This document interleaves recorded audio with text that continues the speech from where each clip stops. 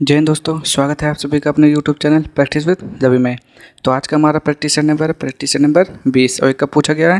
ये पूछा गया है 29 जनवरी 2019 में पूछा गया और शिफ्ट नंबर 1 में पूछा गया। ठीक, तो चलिए इसमें हम क्या सॉल्व करेंगे। इस सारे मिक्स क्वेश्चन है, इसमें सबसे पहले हम जीके के क्वेश्चन सॉल्व करेंगे। ठीक, तो चलिए स्टार्ट करते हैं पहले क्वेश्चन से।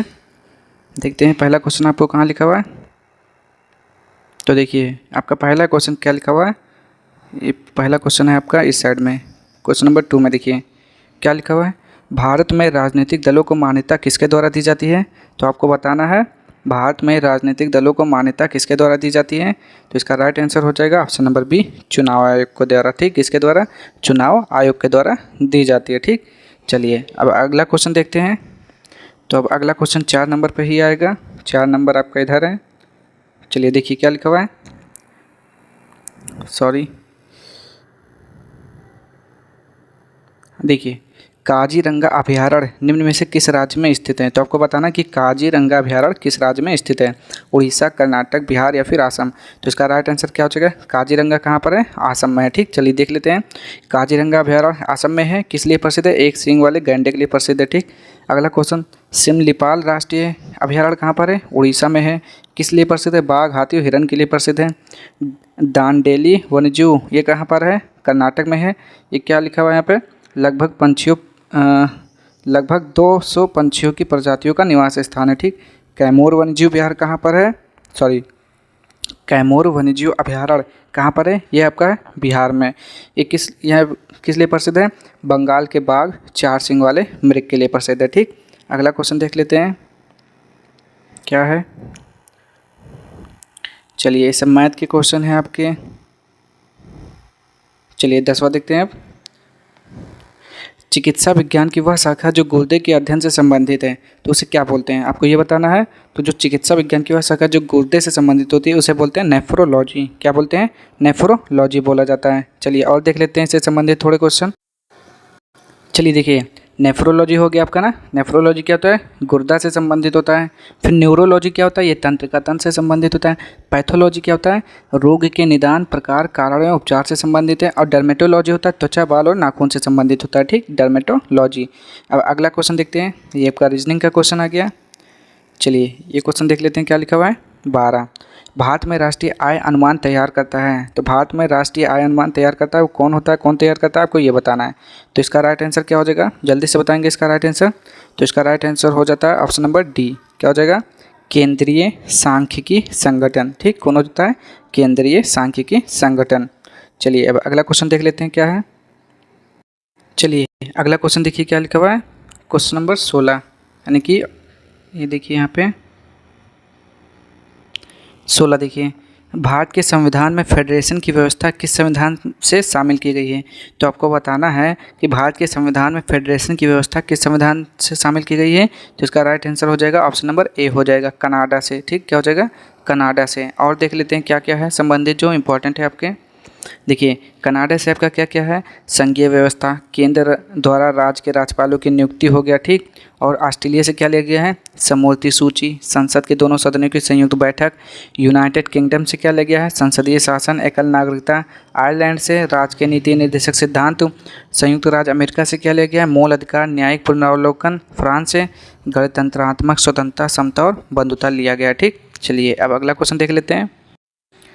चलिए अगला क्वेश्चन देखिए, क्वेश्चन नंबर 19 में, निम्नलिखित चट्टानों में से किसको प्राथमिक चट्टानों के रूप में जाना जाता है। तो किसको जाना जाता है जल्दी से बताएंगे तो हो जाएगा ऑप्शन नंबर ए, आग्नेय चट्टान को। ठीक, क्या होता है, आग्नेय चट्टान। देखिए चट्टान कितने प्रकार के होते हैं, 3 प्रकार के। एक आग्नेय चट्टान होता है, अवसादी चट्टान होता है, कायांतरित चट्टान होता है। ठीक, चलिए अगला क्वेश्चन देख लेते हैं अब। चलिए देखिए क्वेश्चन नंबर 21 देखिए क्या लिखा हुआ है, भांगड़ कहाँ का लोक नृत्य है। तो आपको बताना है कि भांगड़ा जो है वो कहाँ का लोक नृत्य है। तो ये होता है आपका पंजाब का। ठीक, भांगड़ा कहाँ का होता है, पंजाब का। और देख लेते हैं क्या होता है पंजाब में, भांगड़ा होता है, झूमर होता है, धमाल होता है। ठीक, असम में क्या होता है, बिहू, और क्या होता है, बागुरुम्बा, भोर, ये सब होता है। कर्नाटक में यक्षगान, ढोल, कुनिथो। तमिलनाडु में करगट्टम, देवरट्टम, कुथु, भरतनाट्यम, ये सब कहाँ का होता है, तमिलनाडु में होता है। ठीक, चलिए अगला क्वेश्चन देखिए क्या लिखा हुआ है।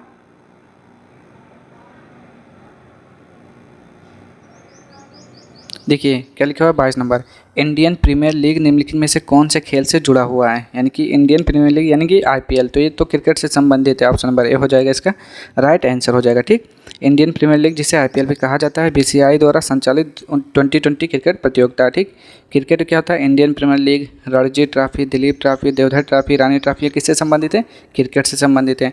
अब देखिए टेनिस से क्या क्या संबंधित है, डेविस कप, होपमैन कप, यूथार्ड कप, और फुटबॉल से क्या संबंधित है, BCS trophy, Colombo cup, Durand cup, Santosh trophy, kabaddi में क्या है, pro kabaddi cup, Asia kabaddi, ये सब इससे संबंधित है। ठीक, अगला क्वेश्चन देख लेते हैं क्या लिखा हुआ है, तंजावुर में बृहदेश्वर मंदिर वंश के वास्तुकारों की सबसे बड़ी उपलब्धि है, किस वंश की है, तो आपको ये बताना है। तो 23 का राइट आंसर आप बताएंगे क्या हो जाएगा, चोल वंश का। ठीक, तंजावुर में बृहदेश्वर मंदिर चोल वंश के वास्तुकारों की सबसे बड़ी उपलब्धि है। इस मंदिर का निर्माण चोल शासक राजा प्रथम चोल ने करवाया था। ठीक, यह भगवान शिव को समर्पित द्रविड़ वास्तुकला शैली मंदिर से है। यह मंदिर यूनेस्को के विश्व धरोहर स्थल की सूची में शामिल है। 11वीं सदी के आरंभ में बनाया गया यह मंदिर पूरी तरह से ग्रेनाइट से निर्मित है। यह तमिलनाडु के तंजौर में स्थित है। ठीक, अब अगला क्वेश्चन देख लेते हैं क्या लिखा हुआ है। चलिए अगला क्वेश्चन देखिए, क्वेश्चन नंबर 27, किस शहर को भारतीय फुटबॉल का मक्का के नाम से जाना जाता है, तो आपको बताना है किस शहर को भारतीय फुटबॉल के मक्का के नाम से जाना जाता है, तो हो जाएगा ऑप्शन नंबर डी हो जाएगा। ठीक, क्या हो जाएगा, ऑप्शन नंबर डी, कोलकाता को भारतीय फुटबॉल का मक्का के नाम से जाना जाता है। कोलकाता में प्रमुख फुटबॉल लीगों व कपों जैसे डूरंड कप, संतोष ट्रॉफी और इंडियन सुपर लीग का आयोजन किया जाता है। लंदन में स्थित लॉर्ड्स क्रिकेट मैदान को क्रिकेट का मक्का कहा जाता है। अगर पूछ ले क्रिकेट का मक्का किसे कहा जाता है, तो उसे कहाँ पर है, लंदन में स्थित है। ठीक, लॉर्ड्स क्रिकेट मैदान को क्रिकेट का मक्का कहा जाता है। अब देखते हैं अगला क्वेश्चन। चलिए अगला क्वेश्चन देखिए, क्वेश्चन नंबर 31 के रूप में क्या लिखा हुआ देखेंगे आप, निम्नलिखित में से कौन सा कप ट्रॉफियाँ भारत में फुटबॉल की सबसे पुरानी प्रतियोगिताओं में से एक है, तो फुटबॉल का बताना है आपको कौन सा हो जाएगा, तो ऑप्शन नंबर डी हो जाएगा, डूरंड कप। ठीक, फुटबॉल से कौन संबंधित है, डूरंड कप। देखिए भारत में फुटबॉल की सबसे पुरानी प्रतियोगिता डूरंड कप है, जिसकी शुरुआत वर्ष 1888 में पहली बार शिमला यानी कि हिमाचल प्रदेश में आयोजित किया गया था। इस टूर्नामेंट की स्थापना हेनरी मोर्टियर डूरंड ने की थी। ठीक, उसी के नाम पर बन गया इसका नाम, डूरंड कप पड़ गया। ठीक, अब चलिए अगला क्वेश्चन देखिए। चलिए अगला क्वेश्चन देखिए क्या लिखा हुआ है, 36, इंडिया गेट कहाँ पर है, तो आपको बताना है कि इंडिया गेट कहाँ पर है, तो ये तो सबको पता है। इंडिया गेट कहाँ पर है, ये है आपका नई दिल्ली में स्थित है। ठीक, कहाँ पर है, नई दिल्ली में। अब चलिए पूरा अच्छे से देखते हैं। इंडिया गेट की नींव ड्यूक कनाट ने 1921 में रखी। इसकी डिज़ाइन एडविन लुटियन ने तैयार किया था। यह ब्रिटिश भारत के उन सैनिकों को समर्पित है जो युद्ध में मारे गए थे। ठीक, इंडिया गेट नई दिल्ली में, gateway of India Mumbai, Lal Bagh Bengaluru, विक्टोरियल memorial Kolkata. ठीक, चलिए अगला क्वेश्चन देख लेते हैं। चलिए एक ये रीजनिंग का है, ये भी देख लेते हैं। कौन सा शब्द नीचे दिए गए संबंध को सबसे बेहतर तरीके से पूरा करेगा, जैसे कि अंधापन किससे संबंधित है, देखने से। जब आप अंधे हो जाएंगे तो देख नहीं सकेंगे। जब आपको लकवा हो जाएगा तो आप क्या करेंगे, चल नहीं सकेंगे। ठीक, तो इसका राइट आंसर हो जाएगा संचलन, ऑप्शन नंबर ए हो जाएगा। ठीक, लकवा किससे संबंधित है, यानी कि जब आप लकवा हो जाएगा किसी को तो चलना यानी कि संचलन नहीं कर सकता, मुश्किल हो जाता है। ठीक, चल नहीं सकता। चलिए अगला क्वेश्चन देखिए क्या लिखा हुआ है, भारत में सती प्रथा का अंत किसने किया, तो भारत में सती प्रथा का अंत किसने किया था, तो लॉर्ड विलियम बेंटिक ने राजा राम मोहन राय की सहायता से इसको समाप्त किया था। कब किया था, 1829 में किया था। ठीक, तो इसका right answer option number C हो जाएगा, लॉर्ड विलियम बेंटिक। चलिए और क्या करता है, राजा राम मोहन राय को बंगाल का पुनर्जागरण का कहा जाता है, पुनर्जागरण का पिता कहा जाता है। ठीक, चलिए अगला क्वेश्चन देखते हैं। ये एक और देख लेते हैं, रीजनिंग का क्वेश्चन है। कौन सा शब्द नीचे दिए गए संबंध को सबसे बेहतर तरीके से पूरा करेगा। देखिए पानी का सबसे बड़ा संग्रह कौन सा होता है, समुद्र होता है। तो बर्फ़ का सबसे बड़ा संग्रह क्या कहलाता है, वो होता है हिमनद होता है। तो ऑप्शन नंबर डी इसका राइट आंसर हो जाएगा। ठीक, चलिए अब अगला क्वेश्चन देखते हैं। चलिए अगला क्वेश्चन देखिए क्या लिखा हुआ है, 49, भारत में कर्नाटक का डैश शहर विजयनगर साम्राज्य की महानता के स्मारक के रूप में खड़ा है, तो को बताना है कौन सा हो जाएगा। Option number A Pattadakal, Hampi, Gokak या फिर बसव कल्याण। तो इसका राइट आंसर हो जाता है ऑप्शन नंबर बी हम्पी। ठीक, कर्नाटक, भारत में कर्नाटक का हम्पी शहर विजयनगर साम्राज्य की महानता के स्मारक के रूप में खड़ा है। चलिए अच्छे से देख लेते हैं। हम्पी जो शहर है 14वीं शताब्दी में विजयनगर साम्राज्य की राजधानी थी। यह कर्नाटक राज्य में अवस्थित है। हम्पी का नाम यहाँ की स्थानीय मातृ देवी पंपा देवी के नाम पर पड़ा है।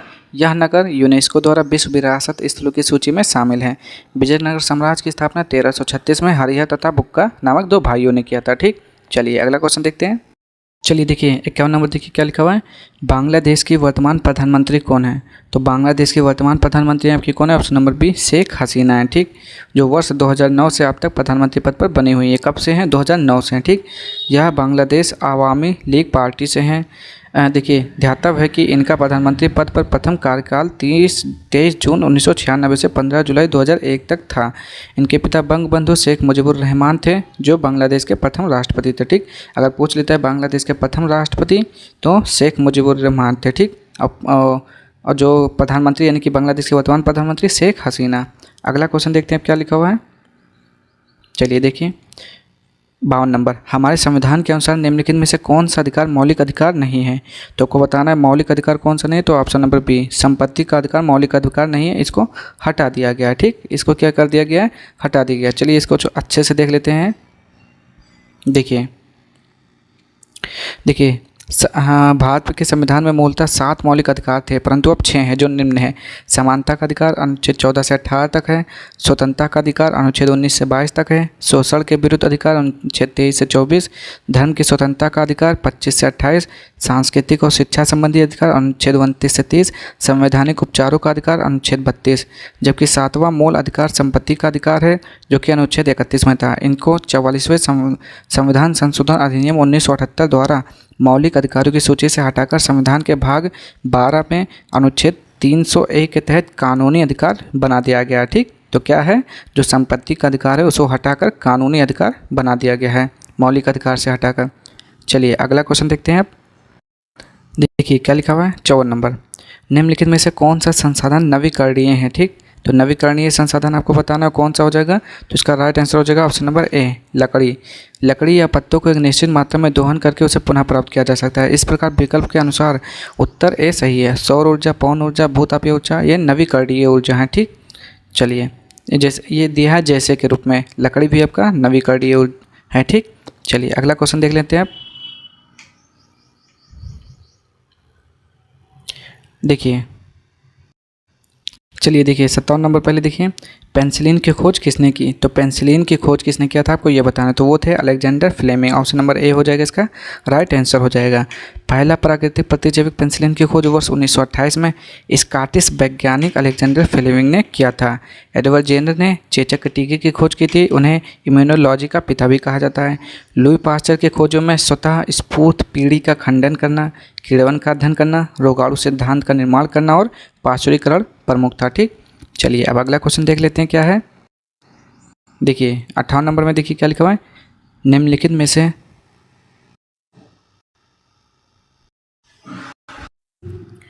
चलिए अगला क्वेश्चन देखिए, क्वेश्चन नंबर 58, निम्नलिखित में से भारत के किस प्रधानमंत्री को पाकिस्तान का सर्वोच्च नागरिक पुरस्कार निशान ए पाकिस्तान प्राप्त हुआ है। तो आपको बताना है भारत के किस प्रधानमंत्री को प्राप्त हुआ है पाकिस्तान का सर्वोच्च नागरिक पुरस्कार निशान ए पाकिस्तान। तो इसका राइट आंसर हो जाएगा ऑप्शन नंबर बी हो जाएगा। ठीक, भारत के पूर्व प्रधानमंत्री मोरारजी देसाई को पाकिस्तान का सर्वोच्च नागरिक पुरस्कार निशान ए पाकिस्तान कब मिला था, 1990 में प्रदान किया गया था। ठीक, और भारत का मोरारजी देसाई को भारत का सर्वोच्च नागरिक सम्मान भारत रत्न भी 1991 में प्रदान किया गया। ठीक, तो अगर आपसे पूछे कि भारत का सर्वोच्च नागरिक पुरस्कार और पाकिस्तान का सर्वोच्च नागरिक पुरस्कार प्राप्त करने वाले प्रधानमंत्री कौन है, तो वो हैं मोरारजी देसाई हैं। ठीक, अब अगला क्वेश्चन देख लेते हैं क्या लिखा हुआ है। चलिए अब देखते हैं यहाँ पे देखिए 59, भारत में निम्नलिखित में से कौन सा निकाय म्यूचुअल फंड को नियंत्रित करता है।